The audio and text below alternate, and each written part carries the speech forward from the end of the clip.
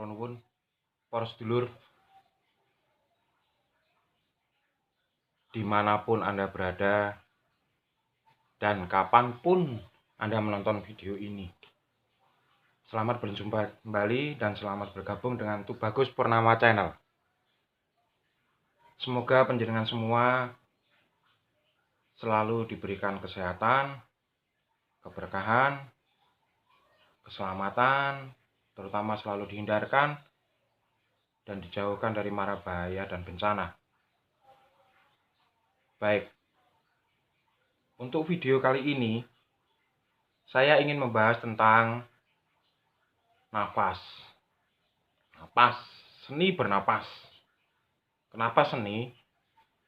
Karena nafas harus kita create, kita olah untuk menjadikan sesuatu.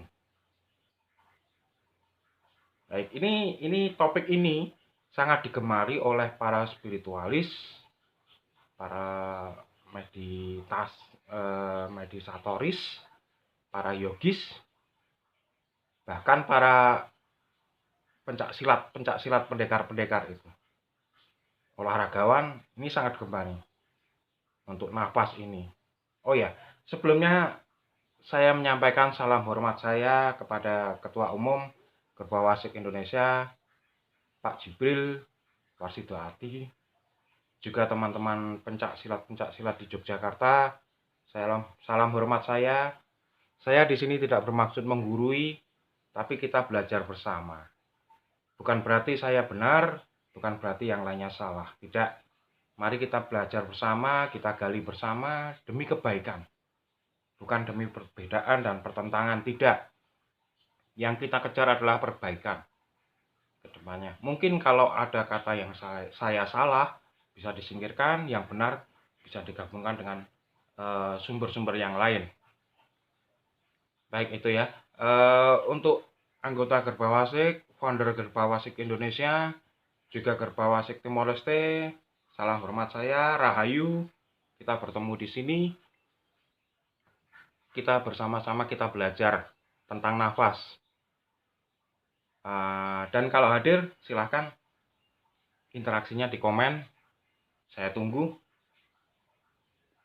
Kalau ada pertanyaan nanti bisa langsung aja di komen.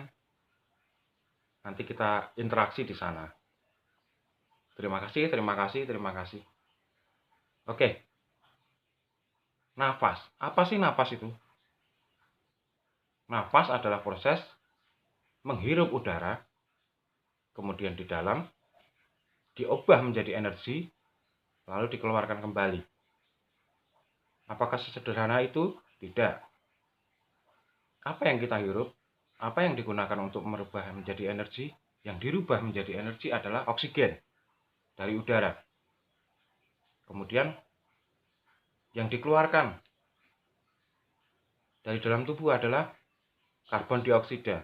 Nah, kalau karbon dioksida dikeluarkan, apakah karbon dioksida itu sampah? Bukan.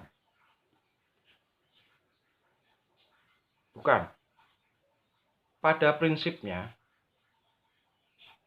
setiap kehidupan adalah keseimbangan.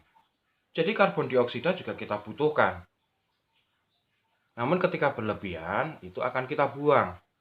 Contohnya, teman-teman atau sedulur yang berada di pegunungan, itu adalah kadar oksigennya kecil, sedikit, daripada kadar karbon dioksidanya. Tapi karena memanfaatkan napas atau cara bernapas dengan benar, mereka kebanyakan lebih panjang umur daripada yang di kota. Karena manusia modern sekarang, apalagi yang tinggal di kota, itu terlalu mengesampingkan nafas. Yang penting masih bisa bernafas, selesai. Tidak. Bukan seperti itu, saudaraku, sedulurku. Baik. Bagaimana nafas yang benar? Kalau sekarang rata-rata orang dewasa itu bernafas 12-20 kali siklus nafas per menit. Kalau sedang olahraga, itu bisa lebih panjang lagi siklusnya, bisa lebih banyak lagi siklusnya. Tapi ingat, kondisi 12-20 siklus nafas per menit itu yang diserap oksigennya hanya 20%. Sisanya dibuang percuma. Sisanya dibuang.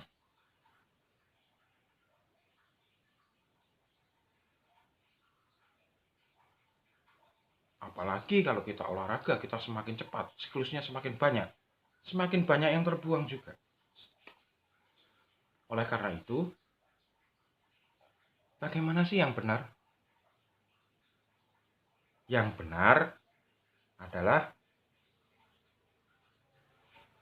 menarik oksigen sebanyak-banyaknya, semaksimal mungkin, sehingga di dalam paru-paru bisa diolah menjadi energi yang kita butuhkan, lalu disebarkan ke darah. Disitulah oksigen digunakan untuk darah. Nah, kalau oksigen itu maksimal di dalam jaringan darah atau sel darah, darah adalah kelistrikan manusia. Kalau listriknya lancar, otomatis tubuh ini akan seimbang, akan berjalan dengan semestinya. Lalu berapa kriteria nafas yang benar? Siklus nafasnya per menit. Oke, siklus nafas yang paling benar per menit adalah 6 siklus per menit. 6 siklus per menit. Siklus itu adalah dari proses kita menghisap, di dalam diolah, dikeluarkan lagi. Itu satu siklus.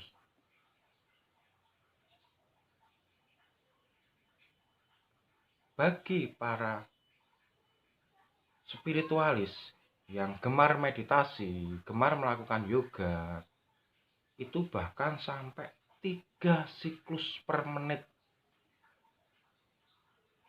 3 siklus per menit.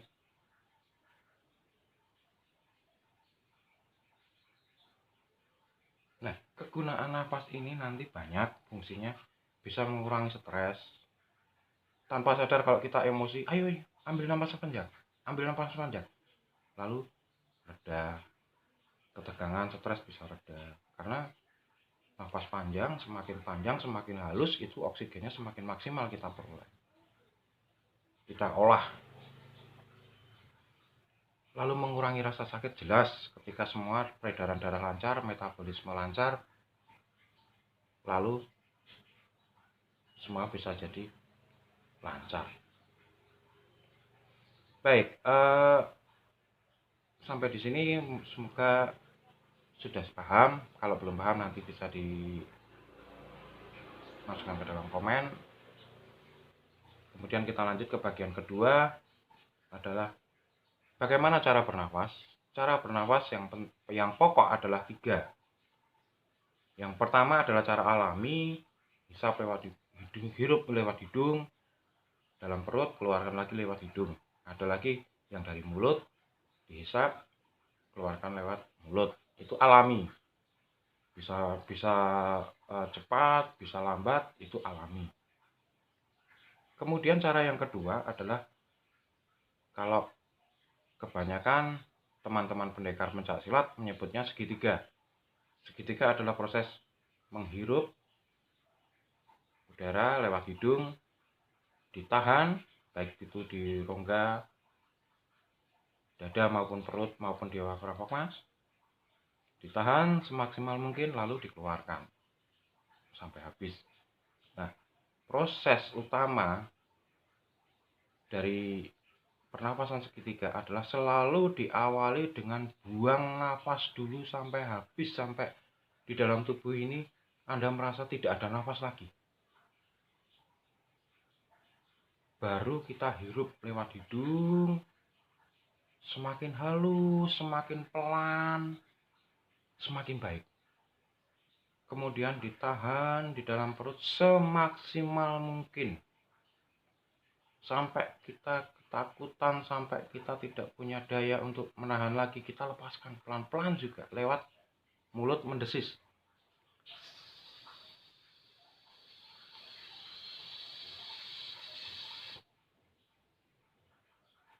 Itu nanti fungsinya apa? Ada. Nanti di episode berikutnya kita bahas.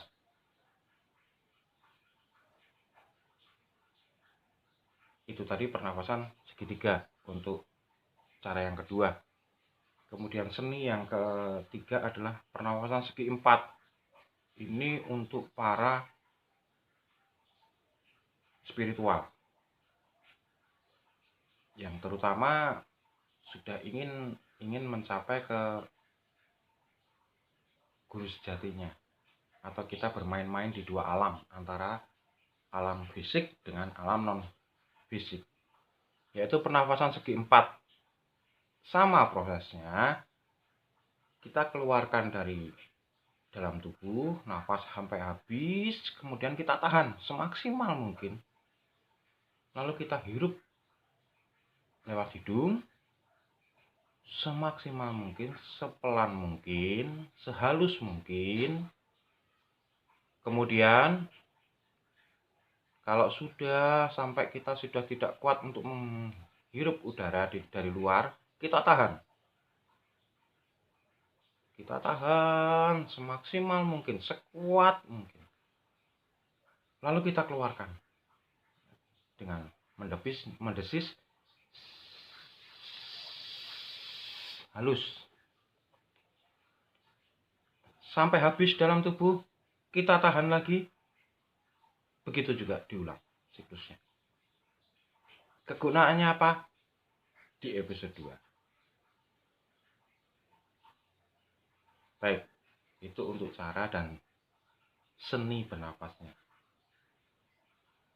Lalu kalau rongga yang dipakai, kalau kebanyakan kita normalnya pakai dada, rongga dada.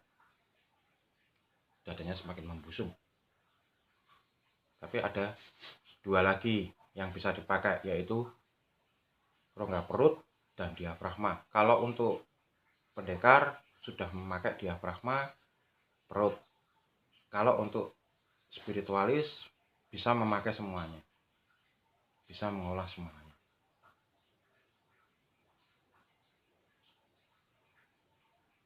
Baik, teman-teman,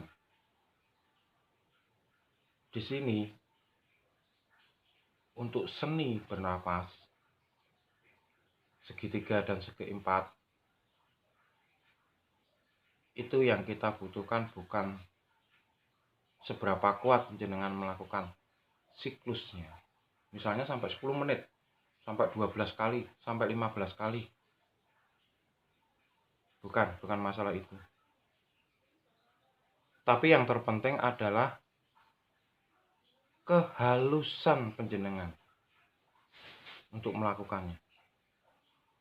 Dan rutinitas, itu rutin, harus dilatih setiap hari. 1 jam, 2 jam dilatih. Dan maksimal sekali latihan adalah 3 sampai 5 kali siklus sudah. Jangan lebih dari itu. Kenapa? Nanti akan saya jelaskan. Setiap kali latihan pernafasan segitiga atau pernafasan segi empat, maksimal 5 kali, tapi dilakukan dengan benar sehalus mungkin. Kalau sudah halus, sudah baik, sudah benar, dirutinkan. Seperti kita bernafas ini, karena rutin, karena kalau sudah rutin, sudah terbiasa, hidup kita nanti juga akan terbiasa baik, sehat, semangat. Gitu ya. Nggak usah berpikir untuk posisi tubuh bagaimana, itu dulu jangan dulu. Kita rilekskan dulu semua cara melakukannya. Saya percaya, nanti kalau teman-teman sudah melatih pernafasan segitiga dan segi empat dengan baik, otomatis nanti untuk menuju ke meditasi, atau kalau teman-teman pendekar untuk menuju ke latihan tenaga dalam dan membuat jurus, itu nanti ada sensasi-sensasi yang luar biasa.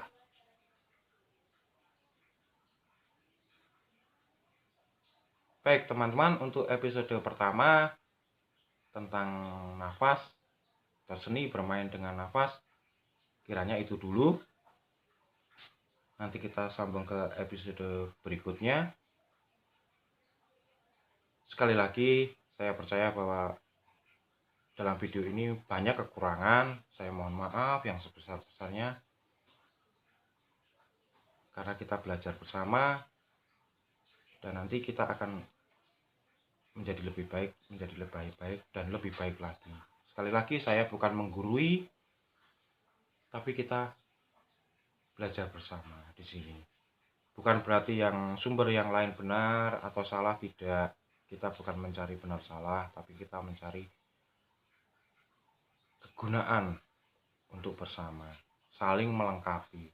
Karena hidup adalah saling melengkapi. Akhir kata dari saya Tubagus Purnama Wijiarta dari Yogyakarta mengucapkan salam damai, namo buddhaya, namaste, rahayu.